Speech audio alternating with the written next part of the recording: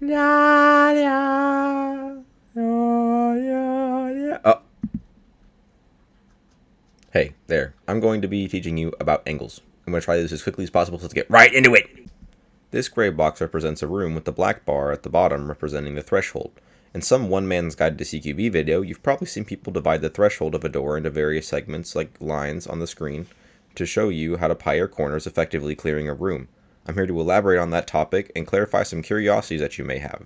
This should provide benefits to your gameplay as a deeper understanding of the fundamentals always leads to a greater performance on the battlefield.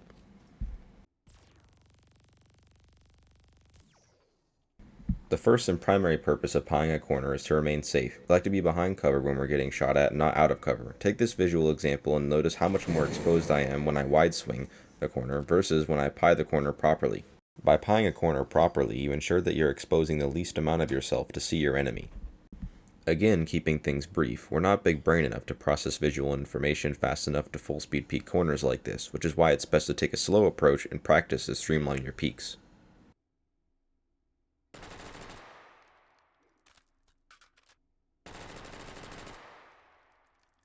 You know the drill, man. While an extremely easy task to understand, it's a very hard task to master, so don't feel discouraged when you find somebody else is able to do what you do, but way faster and more effectively. There's always going to be a bigger fish, and you're just going to get better if you keep practicing and being consistent. Speed is not the key in every situation. Try and be safe and precise, and there are many pros in the game that still don't have this skill fully mastered. Similar to how the room is divided in the room example, every time you're pieing a corner, you're making an infinite amount of imaginary lines in order to find an opponent.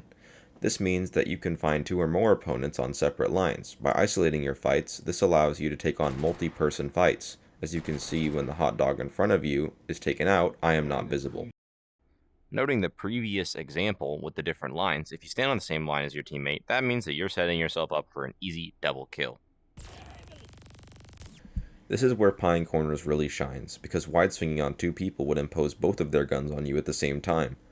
Meaning in order to live, you would have to hit a very quick flick shot to the other person before they could react to you, otherwise you would die. This is not a good situation for you to be in. This is a first person example of what a proper peek will look like.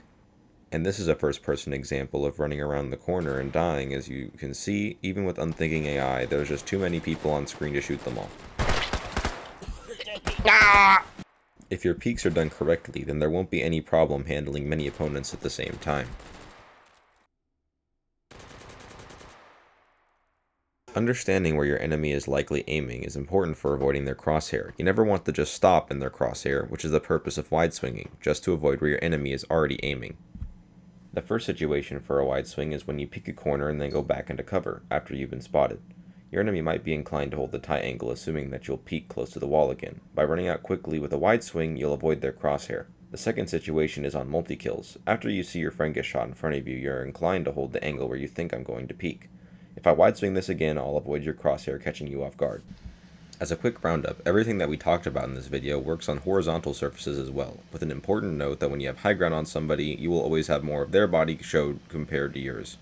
This is some perspective trick that I could explain, but I'll save that for another video. But as you can tell when we cut from my perspective to your perspective, there's a lot more of you shown than me. Let me know if you would like to see more on this topic, and there's a lot more I could go in depth on or explain better, and I'd be happy to make another video. And I could dive more in depth into the elevation effect of the angle game. Thank you for watching, and I'll see you on the battlefield.